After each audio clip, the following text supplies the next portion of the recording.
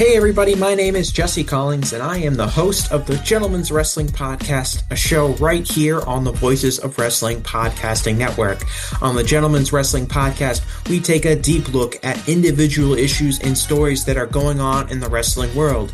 Each episode is about a different topic, and we take a thorough and educated look at things ranging from current booking trends to breakdowns on individual performers and angles to investigations into different fan cultures across the industry. In addition, we keep a close eye on the wrestling media, and as a professional journalist, I bring a unique perspective to how current issues in wrestling are being covered and discussed through the wrestling media. We have a revolving series of guests from across wrestling punditry joining us on each episode, and we hope that you make the choice to give us a listen on wherever you get your podcast from. This podcast is a member of the Voices of Wrestling Podcasting Network. Visit voicesofwrestling.com to hear the rest of our great podcasts, as well as show reviews, columns, opinions, and updates across the world of wrestling.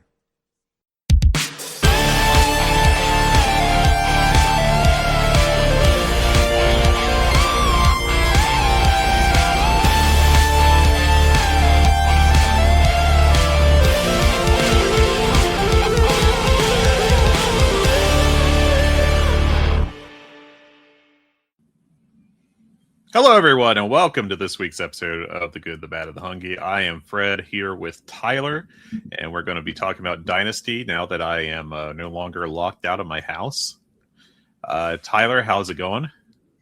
Pretty good. It's a busy time of year for me with the NFL draft stuff, but man, I am excited to be here. I'm excited to talk more about this awesome show, which really helped me kind of escape a little bit from everything else that was going on. So yeah, I'm stoked, man. So we had a great pay-per-view on Sunday with Dynasty. We had a 9-match main show along with the pre-show, which I did not watch. But we got to hit a couple of news notes first. Let's talk about the Ricochet Leon Slater drama. And I guess that also extends to the MJF Nick Nemeth match. Or Nemeth, I should say. Carlos Silva, the head of TNA, decided to do some stuff. Basically, there were two big AEW TNA matches coming up.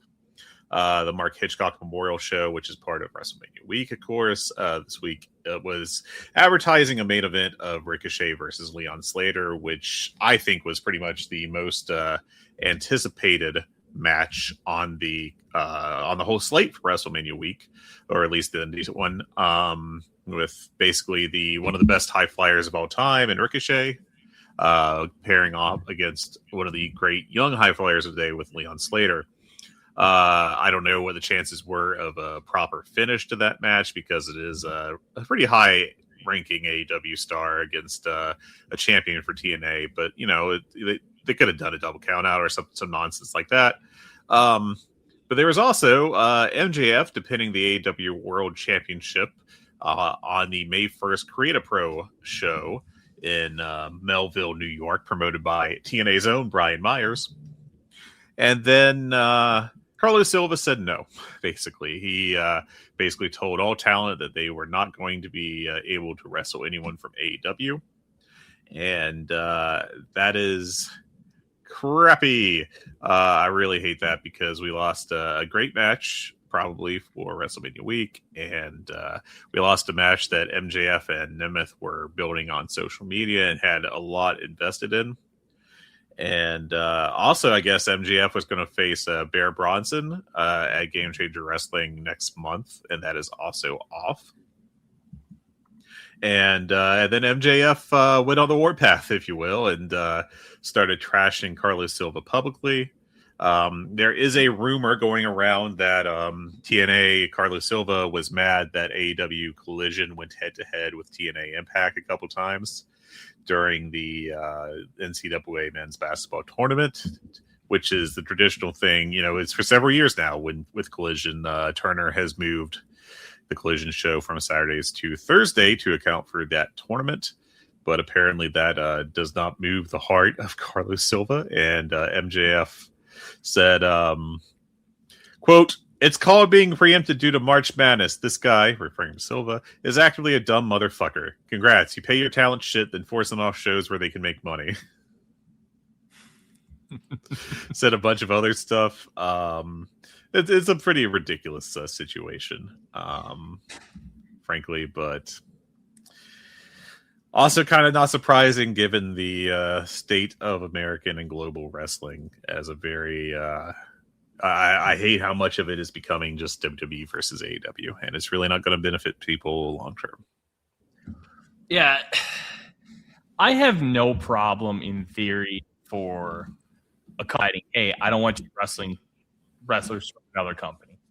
That's look. Is it kind of shitty? Sure. In a vacuum, it's fine.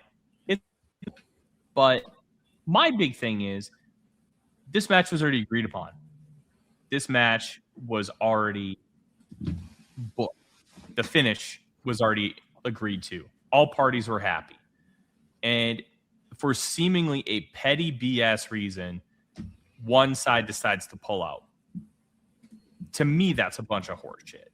Because it's one thing, like, look, MJF is seemingly making 7 figures on an AEW contract. Something happens. He's obviously the AEW World Champion. Tony Khan's like, look, I hate this, but I got to pull you out. Look, we kind of get it, right? It's a different kind of situation, especially like, remember the rash of injuries that AEW had? Kenny Omega, Bryan Danielson, and their biggest stars were around. So I need to protect my talent. I need to protect my asset, which is AEW. I can't have my top guys going out and wrestling matches elsewhere and putting them more at risk to get hurt. If it's a situation like that, look, we hate it. We're going to criticize Tony Khan, but there's an understanding there. To me, with all the information we have, Carlos Silva is just an idiot. This isn't taking care of your talent. This isn't protecting your company. This is petty. This is dumb. Because guess what? These wrestlers aren't even on like real full-time contracts. They're not taking them off of these shows to do TNA shows. They're not doing it to protect the wrestlers. It's actively harming the wrestlers and harming the WrestleCon Super Show, harming Create a Pro, harming Maple Leaf Pro. There isn't a benefit for TNA. If there was a benefit for TNA, I could maybe understand it, like I gave with the Tony Khan instance, where if there's a rash of injuries and you want to protect your world champion from potentially getting hurt by wrestling another match, okay. I think we could all be like, yeah, this sucks, but you know what? We get it. TNA is in a no-win situation here. They're just bad. They look terrible. Leon Slater's 21 years old, essentially getting to wrestle a potential dream match with Ricochet. And Nick Nemeth, he's just a guy. Like, I liked a lot of Dolph Ziggler stuff in WWE. I think he's fine in TNA and Wrestling Indies. But he's not even somebody that you're considering like a pillar of your company. Carlos Silva is just botching this hard. If you even had an inkling that you might be willing to do this, don't let them book the matches. You can just say, you can't book that match. And it's a little shitty, but nobody's going to criticize you for it like they're criticizing you for now. Just a PR nightmare for TNA, which is, well, kind of the byline of TNA's obituary when eventually it dies, which, let's be real, probably won't because it's TNA and it should have died 20 times already. Just unfortunate for everybody because Ricochet Leon Slater would have lived up to the billing, I think, and it would have delivered at least a 4.5-star match and probably the match of the weekend. My interesting conspiracy theory is this, Fred. WWE asked Carlos Silva to pull Leon Slater out of that Ricochet match because they knew it would overshadow WrestleMania weekend. And they knew it would be the talk of the entire wrestling world because WrestleMania doesn't look that good. And they pulled out Moose and Nick Nemeth to kind of cover their tracks. That's my conspiracy theory. No sourcing, no nothing. Just me trying to put what does WWE like to do in these situations? Go ahead. That was it. That's okay. My... I can get on board with that. That's a little much, but I do think that I would not be surprised if WWE was not involved to some extent, or if this was just Carlos Silva wanting to. It could just be Carlos Silva wanting to be good to WWE, given that relationship. I do think the funniest thing of all this is that TNA had a pay-per-view or a monthly show, whatever it's supposed to be called. I'm not calling it a PLE on, I believe it was this last Friday. And Carlos Silva, a very smart individual, decided to go in front of the crowd at the start of the show, and shock of all shocks, was booed heavily by the crowd for, all this. Incredible self-goals, or own goals, I should say. Cell phones. Way to go. A+ stuff all around. Other news, really, and this is the only other real news story coming out of the Dynasty show, is that Gabe Kidd appeared to suffer a arm or shoulder injury of some sort. It has not been reported exactly what it was. I'm inclined to believe it definitely involves a dislocated shoulder, given the way that his arm was hanging kind of limply at his side. Now, the real question is, was there further damage suffered along with that? Or was it just a simple dislocation? That's going to determine how long he's out of action. But it was pretty obvious that when Kyle O'Reilly did a tope onto him during the Trios championship match on the show, that Gabe was immediately out of the match for the rest of it. And it was clear that was not a planned aspect of the match. So bummer for him. Hopefully it is as simple of an injury as possible and he's able to get back in the ring soon. Well wishes, etc., etc. But that was a tough piece of news coming out of the show, especially considering that AEW. I mean, you mentioned the earlier period where they had like several main eventers out for injuries. It's not like top of the card guys right now, but they do seem to be on a run of suffering, like, especially on the heel side, interestingly, especially the Don Callis family, largely, but a bunch of people getting injured recently in a way that is just like seemingly one every couple weeks now at this point. Kyle Fletcher recently. We had not Mark Davis, but of course the former Jake something a few weeks ago now, and so on and so forth. So this is a bummer. Hopefully Kid recovers well, but honestly, considering some of the bumps other people were taking on that show, it's probably good that it was just the one injury. Yeah, it's not a great injury. Dislocated shoulders, like you said, kind of with damage and stuff, can linger. The one thing you really are worried about is labrum damage and then rotator cuff. You can work through a torn labrum. It's basically just torn cartilage, but it's painful. And it's probably best to just have the surgery right away before it kind of gets worse, and cartilage can really get all funky. So, yeah, really sucks that Gabe got hurt, but we'll see what happens. Especially because he was kind of getting into this thing where he was very anti-New Japan. That if that gets scraped, I don't know. That's going to be the worst thing, frankly. I am not. Do not put me down as a fan of that angle in New Japan, but that's a separate issue. Yeah, it is what it is, man. But I'm excited to get to this. There really isn't a whole lot else to talk about. No, so we'll just get to the show. Great show. I thought from top to bottom, the main card was really, really one of the strongest pay-per-views ever, frankly. I mean, I went notebook on 8 of the 9 matches. The only one I didn't was the Trios title.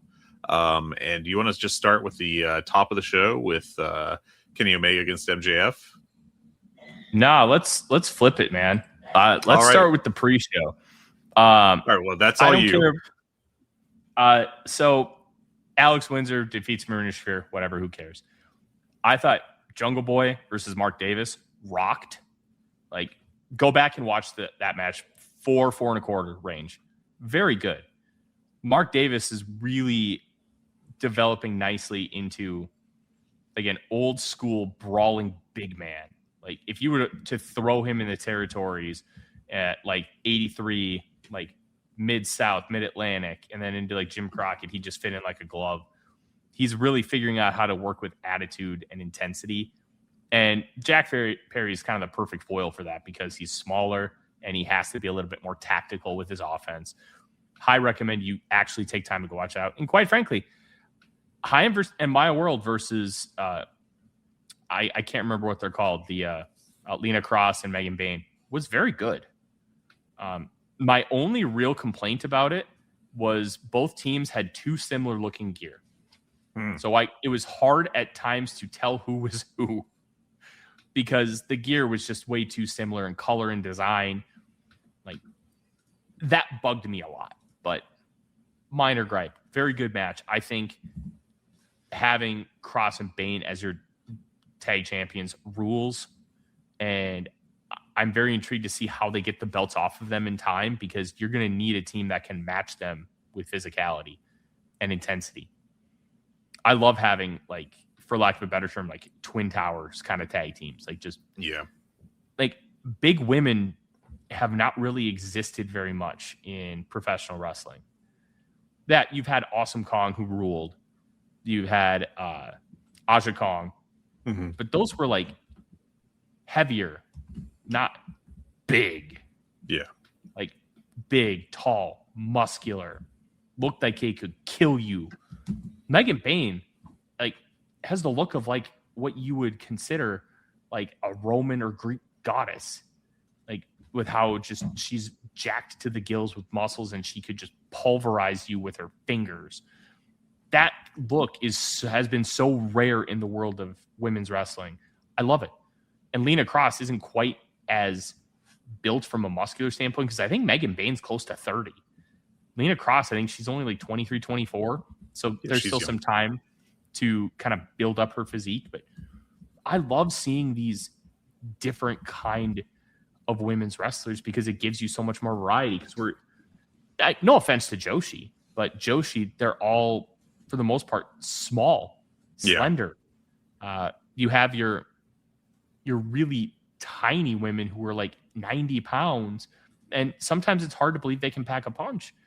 And even the ones who are slightly bigger, they're still only like 130, 140 pounds. These women are like 200, 210, but they're not overweight. They're just jacked. Yeah. It's so nice. Like, that's why I like Bozilla a lot because it's like, this is different. I remember last year, I think it's Joey Janela's Spring Break. Bozilla versus Megan Bain ruled. 4 stars. 2 just ass-kicking bigger women. And I feel like I'm insulting them by saying that, but I'm not. It's such a different. Yeah, it's like the Jordan Grace body habitus. Yeah, and Jordan Grace is like 5'2". These women are like 6 feet. That matters. That matters for perception. It matters for different. It matters in how you're portraying yourself. I love it. I want to see more taller, bigger, muscular women in the world of wrestling because I think it adds a different element that we've just never been able to see with any form of consistency across the top of a card. And that's where, with this women's division, there may be more talented women's divisions. Sure. Like Stardom is on a hell of a run right now. I know you're a big Tokyo Joshi Pro fan. Big Miyu Watanabe fan, specifically, yeah. Yeah. When you look at what this division can do, it's kind of like 1980s, 1990s WWF, Land of the Giants. And I'm really into it because it's different. And then you have women like Tekla and Jamie Hayter who can stand up to these giants and kick ass. Alex Windsor too. No nonsense ass kickers who can stand toe to toe with the bigger women. I think it's great. It's different than anything anyone else in women's wrestling is doing right now. And I think they need to lean more and more into it. Sorry, that was a lot of time on the pre-show, but I I really like this Megan Bailey in a cross tag team. Like, it's one of my favorite. Oh, they're cool. Yeah. Yeah, I will have to go back and watch, especially it sounds like the last two of the pre-show. Windsor Shafir was fine. This might have been the best in-ring pre-show since that first Forbidden Door pre-show where it had like 4 matches all above like 3.5, 3.25. Yeah. This was really good. So we get to the main card and kick it off with a hell of a match with the Young Bucks facing the Don Callis family, Kazuchika Okada and Konosuke Takeshita. And I love this match. I thought this was tremendously well worked by everyone. I am disappointed that VOW did not tweet out the "Are we sure the Young Bucks aren't the best tag team?" article once more, because just yet another high level match to the resume. Just a fantastic team, and like I thought that the Takeshita and Okada team worked very well, unsurprisingly, given that it's two like Okada's an all-time great, obviously, and Takeshita is well on his way to establishing that kind of legacy as a younger guy. And I thought it rocked. Bucks were great baby faces. Okada is a tremendous just dirtbag heel. Him stealing the Bucks gear, one was funny on its own, but also a fantastic little callback to that little bit of wrestling trivia / being the elite bit. That it's just delightful. If you don't know, basically every time that Okada, before he jumped to AEW, every time Okada was on the same show with the Bucks after a while away, he would go steal, I think it's Matt's gear, but one of their gear and one of the Bucks gear, and just put it on when they weren't paying attention. So great spot. I liked the ending. It was a little much, I guess. You could argue with like how long they really did the let's play it up for the just in case anyone's slow, with Takeshita seemingly staring at Jackson for 20 seconds before he was like, oh, you can hit the move now. But other than that, I thought it was a smart finish. I thought it was a smart way to finally kick off this Okada Takeshita feud and get it going. But what are your thoughts on the match, Tyler? Good, man. I liked this version of a can they coexist tag team, because it wasn't just the bullshit of, oh, they hate each other. Oh, you have those stupid BS tags where it's like, I got this. Nope, I already tagged in. Go away. It was, I hate. Oh no, he tagged me hard. It's like, I hate your guts, and they just started throwing bombs in the middle of the ring, and then, oh fuck, the Young Bucks are still here. Then we transition to taking them, and then they kind of get back in the flow of things by trying to one up each other with the pile driver spot. And I thought the melodrama at the end was just a little too long. I would have liked it shortened up a little bit. Yeah, like maybe be like, look up for like 3 seconds and then back off instead of like the 10-ish that they did. But yeah, it was good. It was a good match. And it's hard to really complain about the Young Bucks and Okada and Takeshita having like a 4.5-star match. I also love the fact that Okada took the pin here. And made perfect sense with the turn and all that. But yeah. Mm-hmm. And I'm curious who's actually staying with the Don Callis family. Is it Takeshita or is it Okada? I think Okada being beaten is a good device, because now you can just be like, hey, the only reason Okada got beat is because Takeshita let him. So now Okada kind of has that out, and it keeps a little bit of that mystique. But when you book matches like this, where you don't want the Bucks to lose because you're seemingly setting something up for a tag team title shot, but you also want to keep Takeshita and Okada strong, you have to be creative with finishes. And I think they did a great job. Yeah, I thought this worked well. Like I said, I wasn't a huge fan of how melodramatic that ending was, but I do think that it wasn't to a destructive amount. We're not talking about like the time Bryce Remsburg got killed by a sniper while counting to 3. That's kind of my go, or like some of the more like the worst of like the Adam Cole MJF, I don't care, just be my friend, take the title, like that part kind of sucked several years ago. But yeah, I thought overall this worked well, and I thought the work in between was just phenomenal. Great stuff. 4.5 stars. And yeah, I was 4.75. And then it was followed by the returning, not Chris Jericho, just Jericho against Ricochet. And that fascinates me, Fred, because he's always so good at reinventing himself. Why is Chris gone? Like my wheels are turning. Will it work? I don't know. But Chris Jericho's done a phenomenal job of keeping himself fresh with new ideas. So is he doing like a God complex kind of character? Is he doing another rock star gimmick? We don't know what this new Jericho is going to be, but I'm very intrigued to see his direction.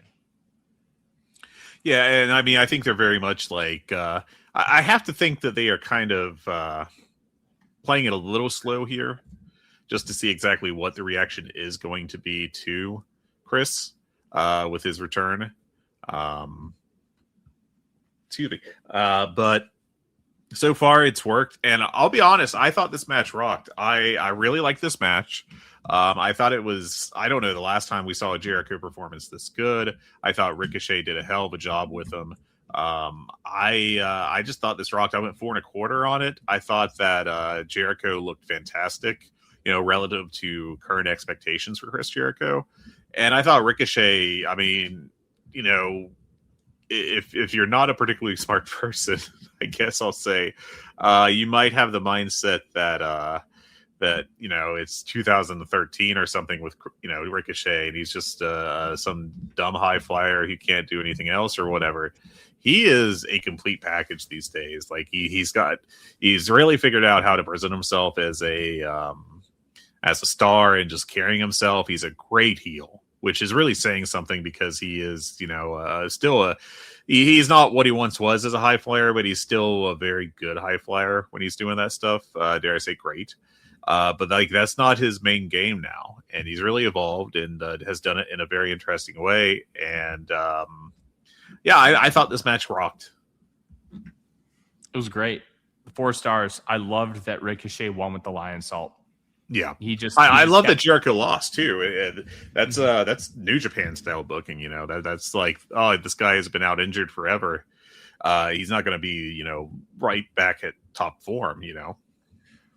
I thought it would be smart for Jericho to lose, because you want to really kick in the idea that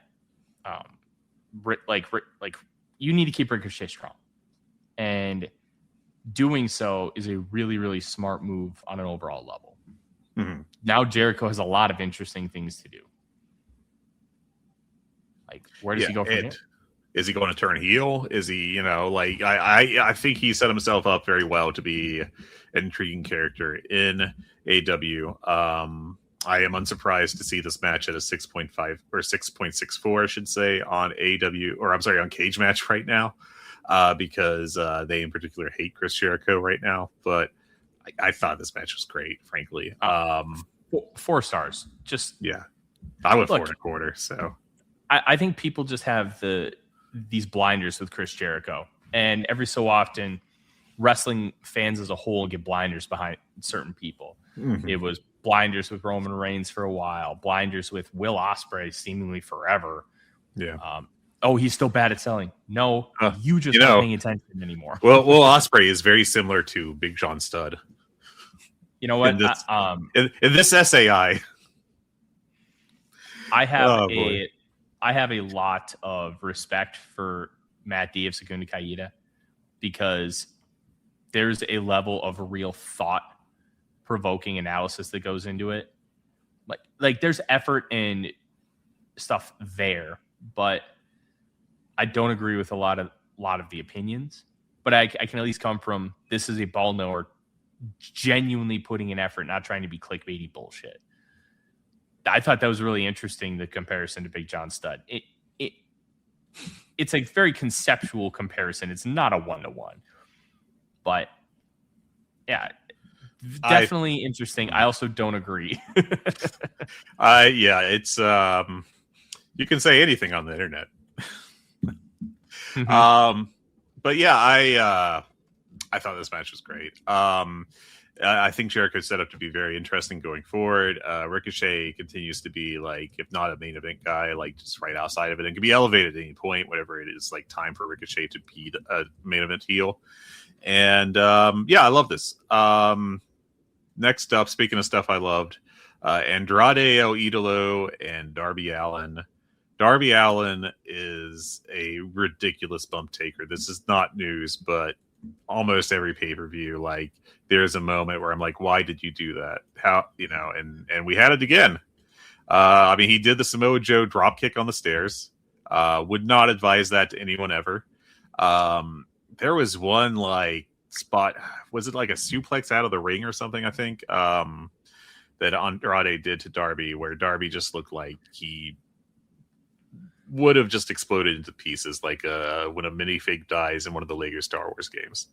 The only one I can think of is when Andrade did the Los Ingobernables taunt in between the ropes, and Darby just flailed at him. But instead of like landing on him, he just kept going and then landed way farther. Darby is I honestly can't think of another person that is as intense on their dives in wrestling. He is if Johnny Knoxville was good at professional wrestling. I dare say that the Sami Zayn match was good, but not. I know what you're saying. But it was a celebrity gimmick match. But I'm talking if Johnny Knoxville was an actual wrestler, that's Darby Allin. Yeah, he is great. I mean, I may talk to you about the Greatest Wrestler Ever project and how I'm trying to put together a ballot for that, and my various debates on different people for it. Look, but Darby, this is going to be controversial. You should have Darby in there. Because I have him on there right now. Yeah, good. And I can't imagine dropping him because we're at 7 years now of him on TV. Basically, his longest break was the Everest expedition. That was like 4-6 months. Not a ton. Yeah. He is amazing, consistent, and just great. I mean, frankly, a really dynamic worker. But I digress. This match was amazing. Andrade right now is, dare I say, at the best run of his career in terms of quality. Andrade also has a history of, kind of, don't put on the internet that he gets mad, but he gets mad. And I am, there's always that lingering concern that he's going to become unhappy at some point and just be done. But right now he is so good, and he's just performing perfectly. And this match rocked. I saw a bunch of people going 5 on it. In fact, is it the highest rated match off the show on Cage Match right now? No, it is not. But it was great. I loved this match and thought it was phenomenal. It was great. Andrade, when he cares, is really good. Yeah. I don't know how long he will stay caring. You just got to enjoy it while it lasts, Look, he's working really well to his size. He's working really well to his character. He's not trying to do too much. I think he needs to calm down on the selfie spot, but I loved how they did it, where Darby just like looked at him like, what the fuck? And then he just dove right on his face. Yeah. Hell yeah. They had to do that. They had it. If that was just to set up that and they kind of ease off it going forward, I'm happy. Because that was an amazing spot. It's really great stuff. Yeah, and of course this match was had the stipulation on it that if Darby won, he would get a world title match with MJF, and that is going to happen tomorrow night as we record this on Dynamite this week, and that is going to be a very intriguing result because I think there's a real chance Darby Allin wins. They've been doing a lot of promos with him talking about how he has to prove himself to be a world champion. He hasn't won that yet, of course, and how that has been the big build with him. And I think it's a real possibility that this is the match that he does it in. I also think it's a real possibility that he loses and they just use that as fuel to kind of further that story and have him go another however many months or years before he does get the belt. But I think, that could be a phenomenal match, and I'm looking forward to see what they do with it. Yeah, I can't wait. quality and result wise. Do you think Darby's going to win this week? Yes, I do. It's too on the nose for him not to win, and it really is not going to impact MJF much at all. It feels like somebody else pointed this out, and I agree that they're almost running a gimmick where MJF isn't supposed to know that he's facing Darby. Almost like it's a surprise match, even though they promoted it. Like look, MJF can lose to Darby. It's not going to hinder him at all. Darby should drop the belt on Thursday, and he had the one-day title reign. I mean, even if they did like 6 weeks where he drops at Double or Nothing, okay, whatever, who cares? Darby's not a guy that you want to hold the title for a while. It's the chase. And it feels like the right time to do it. Joe has always made the comparison that Tommy Dreamer should have never beat Raven. He even made the argument back in the day that MJF should not hold the world title for like a decade. Yeah. Because the whole idea is he's this tortured soul. Darby continues to win in a crafty way. He continues to beat people like punching higher than he should. And when it comes to MJF, they've been together in the company for 7 years. Study him, figure it out. I just think it makes too much sense for Darby to not win this belt. He's going to win. And I think it'll be a good thing from an overall storytelling perspective, because the only match he's ever had for the world title, to my knowledge, is the Four Pillars match. He's never had a one-on-one shot at the world title. I think that is correct. Actually, I think there might have been a second one, but he's never had a singles match, like a straight singles. He's had singles matches with world champions, because I think he had a match with Jericho. I know he's had a match with Mox, but I don't remember if that was for the title or not. No, it was. I want to say that may have been the International. That very well could be. I think this is his first one-on-one shot at the world title, and I think this could be really, really good, Fred. I really do. Yeah, I'm excited to see what exactly happens and what the result is. Yeah, let's see. The Mox Grand Slam match was a number one title or number one contender match. He said it was in like a Grand Slam Eliminator tournament. He had a world title match against Moxley on July 2020 Dynamite. And also, and that Jericho match was Philadelphia Street Fight for the world title. So back in 2019. So it's been several years since he's had a pay-per-view. Actually, he's never had a pay-per-view world title match as a one-on-one, which doesn't apply here. I don't know why I said that, but this is his first one-on-one title match, world title match since 2020. So almost 6 years now, which is crazy to say out loud. But yeah, it's that. I think that'll be a huge match. Obviously, it's a huge match. I'm very excited to see what they do with it and to see how it goes. Next match on the card was the World Tag Team title match between Adam Copeland and Christian Cage challenging FTR. I will admit that every time Adam Copeland has a match these days, I am concerned about just how much bad WWE Edge stuff we're going to get. But it was pretty light here. I really can't point to a single spot I can think of that was along those lines. And I thought this was a really great match. I thought FTR is having the past several years, they've been phenomenal. And I think that Christian did a good job here selling his arm. And I think Copeland did well as the fiery babyface. And I thought this was a 4.25 match. I loved that they didn't put Cope and Christian over. I love that they chose to put over FTR here. I thought they would work more of the arm over, Fred, for Christian. But once they got him out, like Cope tried, then they just put him away. Yeah. I love that. It's simple storytelling. And it was good work. It didn't get too over melodrama-y, which is always a worry with Cope. It was just a really good wrestling match with really good psychology and work. It was great. I'm very excited to see what goes on next.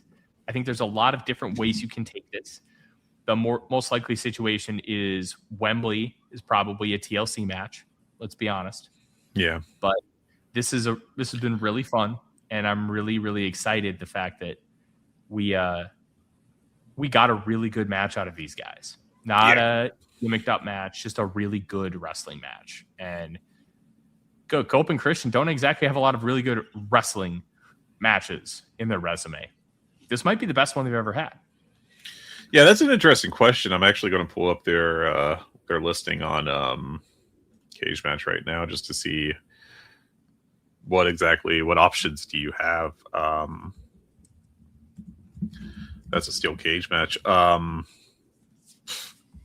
It might be that their highest rated non-gimmick match is debatable if you want to count this or not, of course, but a handicap match against The Rock on a 2000 SmackDown. But if you don't count that, then the highest rated one is the FDR one we just had. So everything else is TLC or ladders or steel cage. So as good of an option as anything else, I think.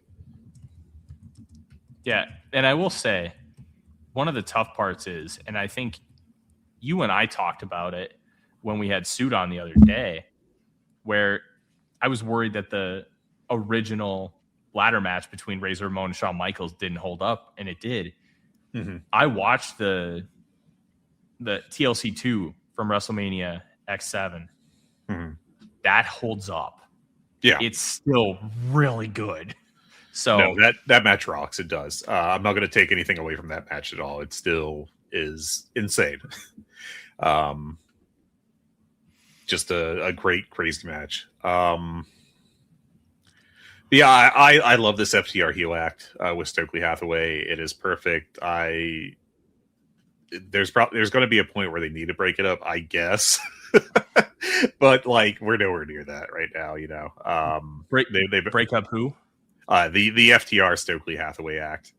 No, never. Don't ever do it. I honestly, at this point, if you ask me, I would say never. Like they should do it for the rest of their lives. But here's the interesting thing, because oftentimes you put a good talking manager with a group that doesn't have good talkers. Dax and Cash are good talkers. They are. No, they don't need Stokely, but it works so well. It's like the old Bobby Heenan, Nick Bockwinkel pairing. You know, I mean, Bockwinkel was great promo, and Heenan obviously is maybe the best talking manager of all time. But they amplified each other. You know, and that's how it works sometimes. I think Stoke adds a lot to this act. I think they work great together, and I just think it's a blast. I just love them. They're fantastic, just dirtbag heels, and it's always amazing to get to watch them, do their stuff. 100%.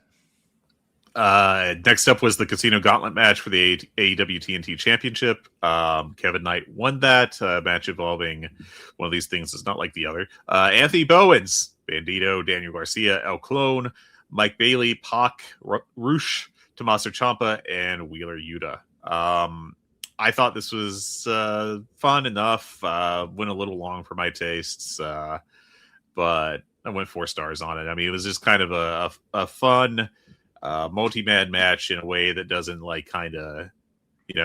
feel like it's been done a zillion times. I like the Kevin Knight win. I think Knight is a big rising star in this company, obviously. I think he's doing phenomenal work, and I'm happy to see him with the belt. Yeah, I think it's noteworthy that the finish happened involving Speedball.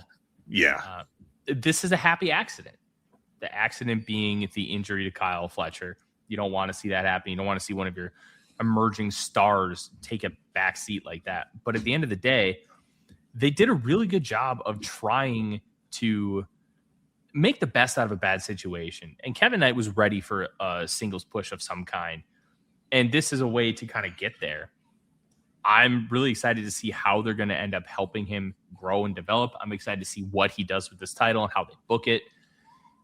Honestly, this is the kind of situation where I would just make this a legitimate television title. You remember, it was the beginning of the Hulk Hogan era in TNA where Devon became the TV champion. He defended it every single week on television. I maybe don't call it a gimmick like that, but maybe do the gimmick and just put him in there with Roderick Strong. Put him in there with Claudio Castagnoli, which I think they're doing. Put him in there with Mark Davis. Put him in there with all these guys. Like, you know what? Just make him run through the lower level of the Don Callis family, because you took the belt from a Don Callis family member. Easy story. Get like 5 matches out of it. Work against some different types of people and grow and develop. This is a great opportunity to continue the ascension of Kevin Knight without making him a humongous part of your short-term plans. Like, this is an incredible happy accident. And that might not be the right way to frame it, but everybody understands what I mean. This wasn't supposed to happen, but you're making the best of it. Yeah, the benefit of a wrestler going out is, it gives you an opportunity to push someone else and establish them. And then when the wrestler that is left, if it's an injury, is back, then you can have them face each other, and you've established another guy, and just boosted your, that match and your company overall. Because after Kevin Knight, assuming Kevin Knight has a nice run with this belt and gets some nice wins, even if Kyle Fletcher comes back and immediately beats him, at least Kevin Knight has been established as a guy, at that level. And let's bully Triple H a little bit here, because he, that's always fun. Apparently, he did an interview with Joe Tessitore today, and Sean Ross Sapp is the one that put this quote out there. This is I'm just going to read this verbatim, and then I'll talk about it a little after. Triple H said, "The other thing about our business is, unlike a sport, and as bad as it is, if you lose your you lose your quarterback, if you lose your first string offensive lineman, if you lose your star center or star guard in the NBA, you have a second string guy to back him up, and you hope that those second string guys are pretty good. There's no backup Cody Rhodes. There's no backup Randy Orton. There's no backup Roman Reigns. There's no backup CM Punk." Now, I'm going to give him a bit of grace here in that I think he's just trying to put over how big of a star those guys are, right? And maybe didn't exactly phrase it the smartest way. But I think the laughable thing here is if Cody Rhodes or Randy Orton or Roman Reigns or CM Punk went out here, then they could put someone else in that spot. And if it's like Sami Zayn or someone younger down the card like Carmelo Hayes or Trick Williams, then at least you are giving those guys an opportunity to shine and potentially giving yourself another star. And I think that this quote is really kind of a big difference between what wrestling can be, because with the Kevin Knight situation is kind of the counterpoint to this Levesque quote, but also over in New Japan, they've lost a bunch of talent pretty rapidly.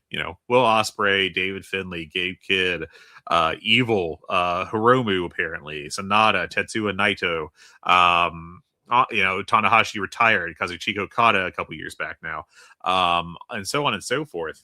And what is happening in New Japan right now?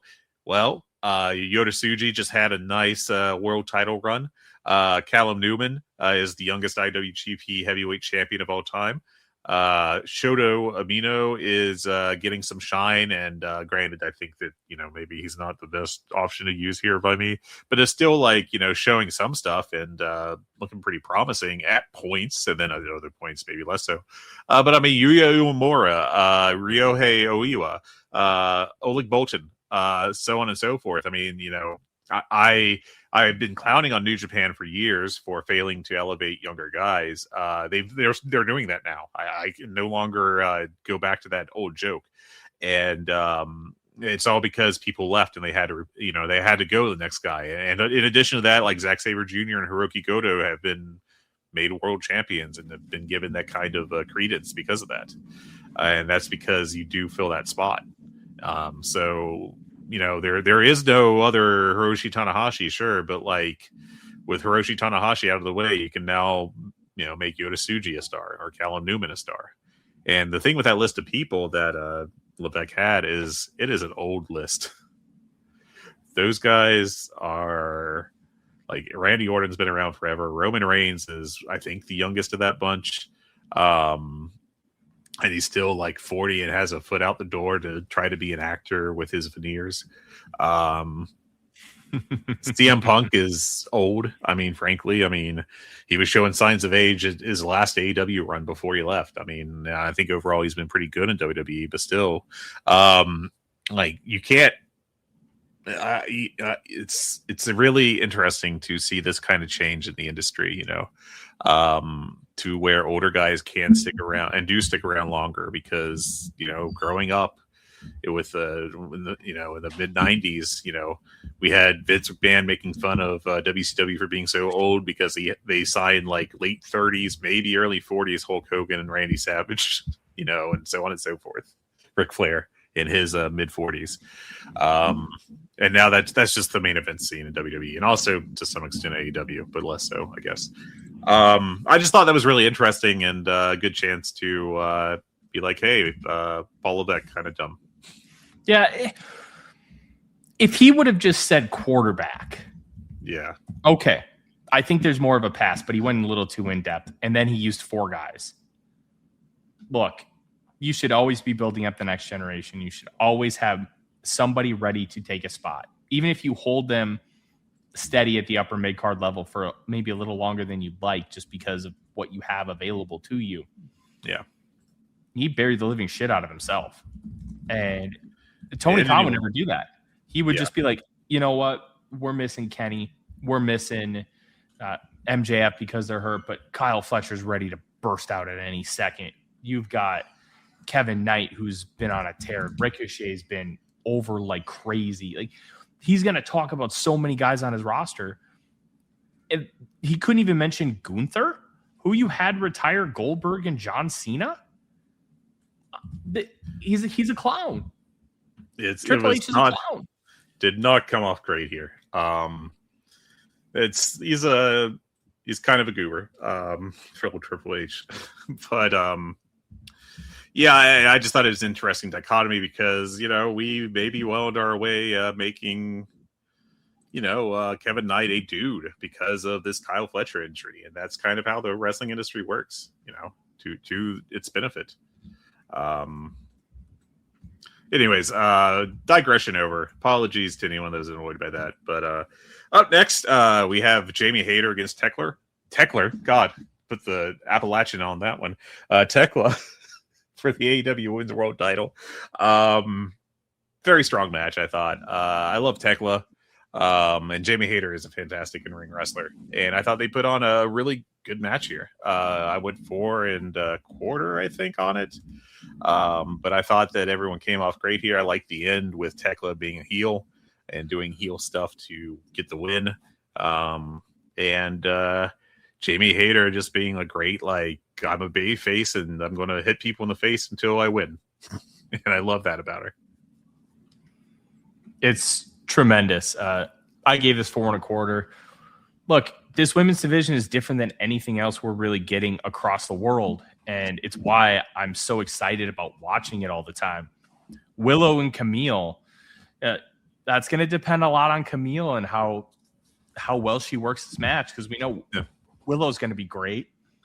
But if Camille can ever take that step, man. Yeah, I'm intrigued by that match. I'm very excited to see exactly what happens with it, you know? Look, we talk about big, meaty men slapping meat. Well, use that phrase to talk about what this match could be. And I don't know how to say that PC, so I'm just not going to say it. But just beat the shit out of each other. Let's go. Throw bombs. Throw huge suplexes. Make this a King's Road kind of match. That's what I want. I want this women's division can be so different from anything else in the world because they have the women to do it. And I'm really, really, really, really excited for the future. And you know what? Tekla, she has a different energy than everybody else on this roster, other than Clark Connors, which we'll get to. But man, it's pretty remarkable. It's pretty remarkable, man. Yeah, it is. She is a special character. She is a good worker. I don't know if she's like just in a better environment for her than Stardom, or if she's just in like AEW being more personality driven. I don't know if that is a superior option for her, but like she is in a great spot right now, and I think she's doing phenomenal as a world champion, and I'm very glad she has joined AEW, and I'm glad she's here and in this spot because I think she's killing it. Yeah. Speaking of killing it, my favorite match of the night, Will Ospreay challenging unsuccessfully Jon Moxley for the AEW Continental Championship. Maybe we need to write a companion piece for that VW Young Bucks article. Is Will Ospreay the greatest wrestler of all time? Red, I don't remember how long ago it was. That was like a year ago or so. I came on here and said Will Ospreay is the greatest wrestler of all time. Yes. 100% yes. I think I still favor Bryan Danielson, but my God, and Jon Moxley is people need to wake up on him. Like as far as historical greatness, like he's an all timer, and he's on an all time run. This AEW run for him has been amazing, and I mean Will Ospreay is just great, and this was a phenomenal match. It went 5 1/4. It broke the scale. Anyone that gets mad about that, I do not care. I just love this so much. Really intense match. I like that it was a tidy 16 and a half minutes, and that, or 18, I'm sorry, 18, just over 18. It didn't need to be any longer. It was amazing. Moxley is such an intense individual, such an intense worker. And Ospreay, I mean, he has developed so many aspects to his game in the last decade. And it's really insane just to see people, like act like it's still 2014. Will Ospreay, where he can only do flips or whatever. Like he's so obviously evolved since then. And, there's people that just don't pay any attention. They don't know what they're talking about, but they're willing to talk about it. And God, these guys are great, and this match was great, and I love this. I don't think you can go wrong with like a best match on this show. Like there's 4 options really, but this was mine, and I just love this so much. 5 stars. 5 stars unequivocally.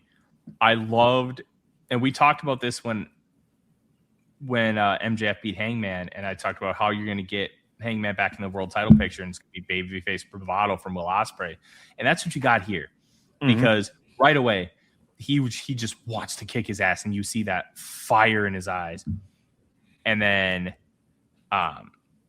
he hits the hidden blade right away and just stands over him, and then he goes to the ref and is like, "How much time left do I got?" And he just wants to beat the living shit out of him, and that's all he's focused on. Great, I love that spot open. Yeah, as an opener. Yeah.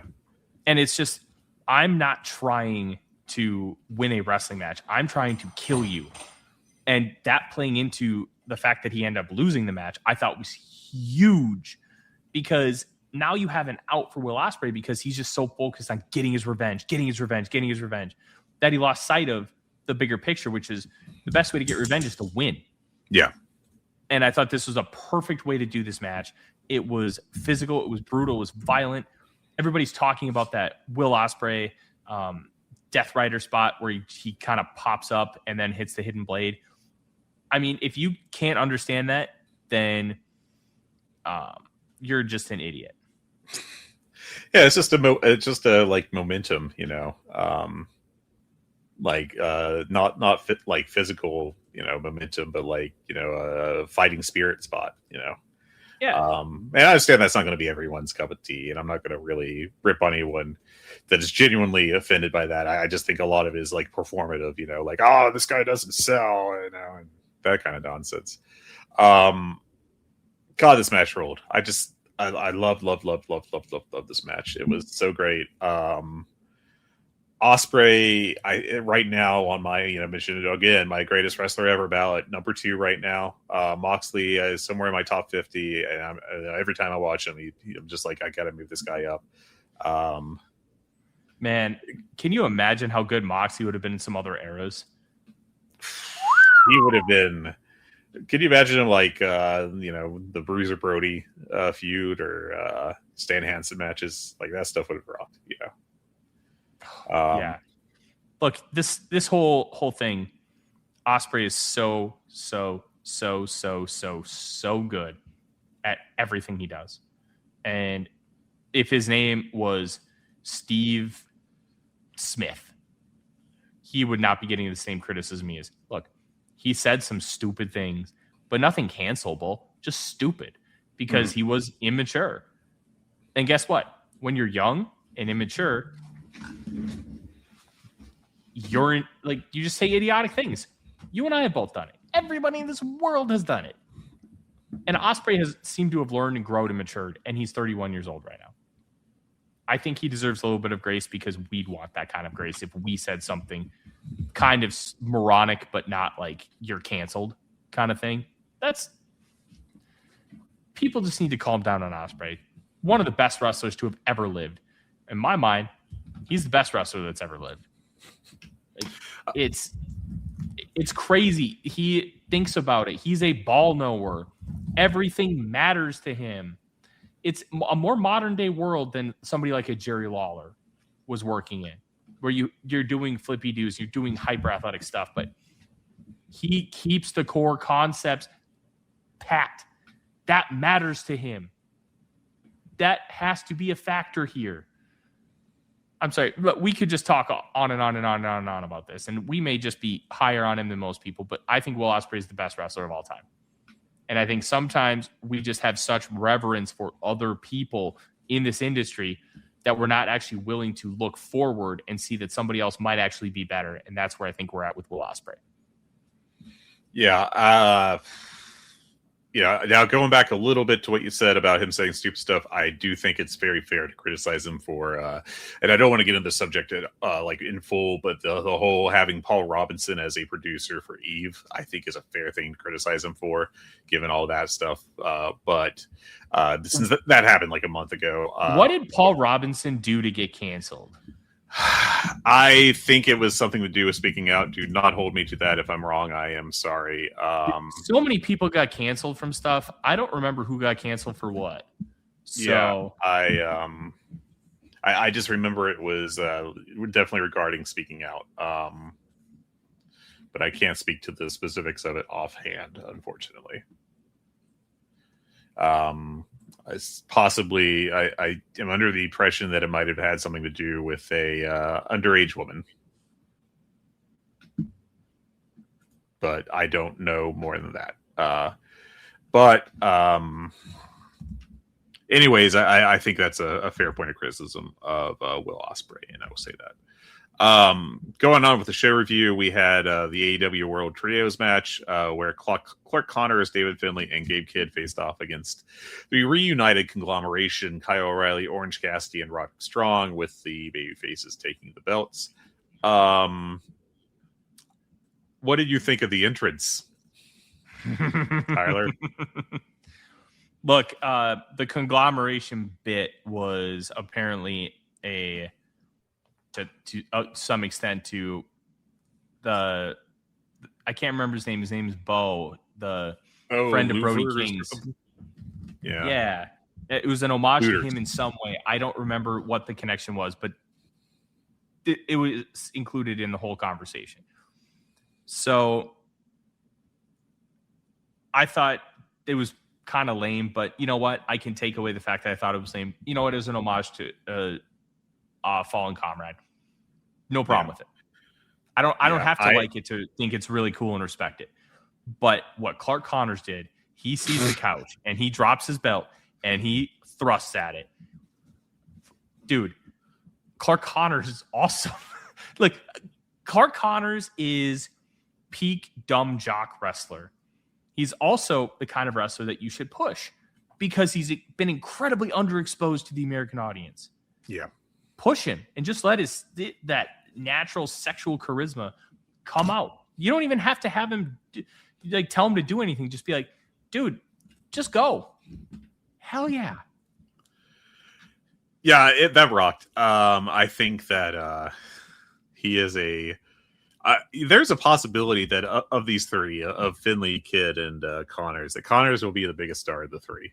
And I don't know. I would have said that a year ago, but I thought that he's been great since he came out, and I think that this rocked. Unfortunate about the Gabe Kidd injury. Easily the weakest match on the show, the main show. And I thought it was like 3.5 stars. I thought it was, still like respectably good, but the injury hurt it, of course, and they did their best to cover up for it. But yeah. Good match. It was obviously only on there for one reason. They wanted to get a Kyle O'Reilly pop for British Columbia. All right, that's fine. Mm-hmm. But it didn't need to be on the match. Like, this is my biggest criticism of Tony Khan pay-per-views. There's always one match where it's like, you just don't need to have this on there. You just don't need it. And East Coasters are starting to get a little frustrated about the time. Personally, I don't have an issue with staying up till 11:30 for a pay-per-view, but I'm Central Time Zone. That's 12:30 for them. So I kind of get it. Yeah. Just a perfunctory, quick title change.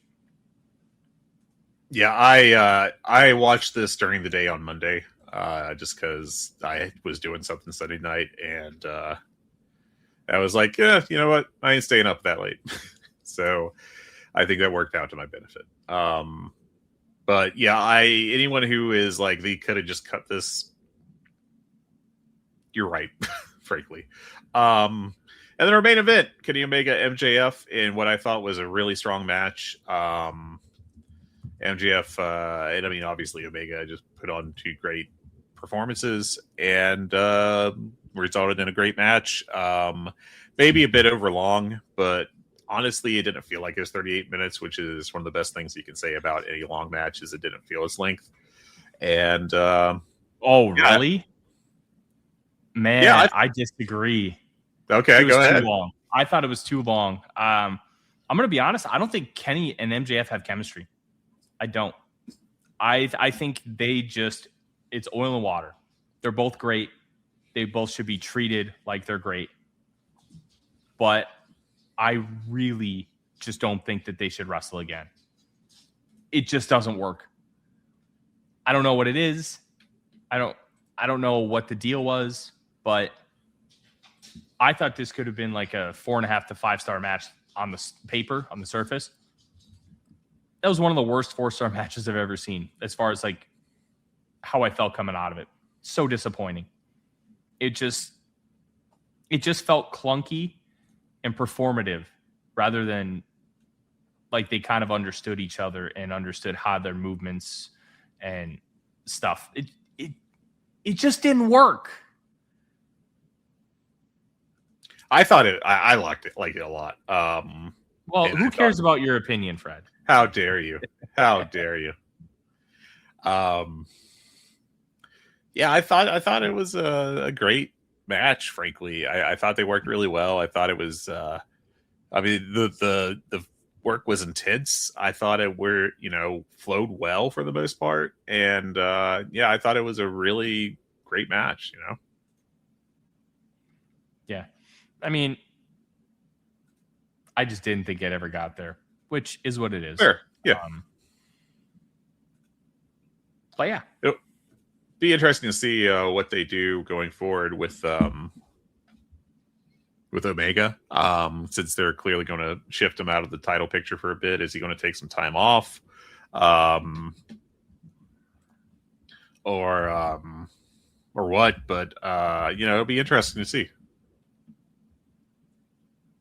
Yeah, it will be. I still hope we somehow get Omega Ospreay at Wembley, because I think they will just do some bonkers stuff. I don't want it to be MJF and Ospreay. No offense to MJF. I want to see Ospreay Omega one more time before Omega just has to really tone it down, because he's already lost some of the crispness in his movements, the explosiveness in his athleticism, but some of it's still there. And I hope we get one more.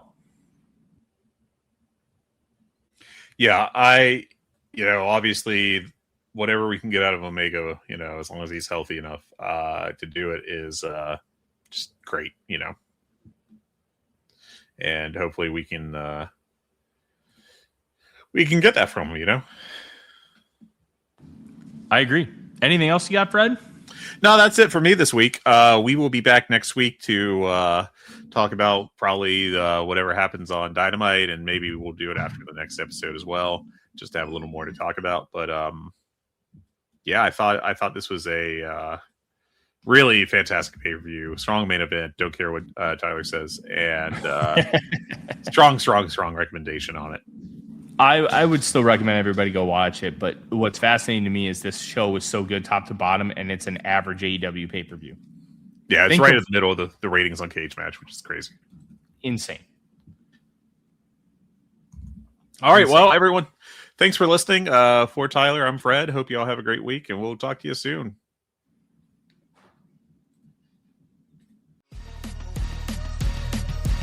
Hey everybody, my name is Jesse Collins, and I am the host of the Gentleman's Wrestling Podcast, a show right here on the Voices of Wrestling Podcasting Network.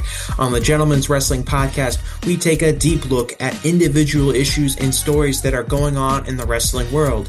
Each episode is about a different topic, and we take a thorough and educated look at things ranging from current booking trends to breakdowns on individual performers and angles to investigations into different fan cultures across the industry. In addition, we keep a close eye on the wrestling media, and as a professional journalist, I bring a unique perspective to how current issues in wrestling are being covered and discussed through the wrestling media. We have a revolving series of guests from across wrestling punditry joining us on each episode, and we hope that you make the choice to give us a listen on wherever you get your podcast from.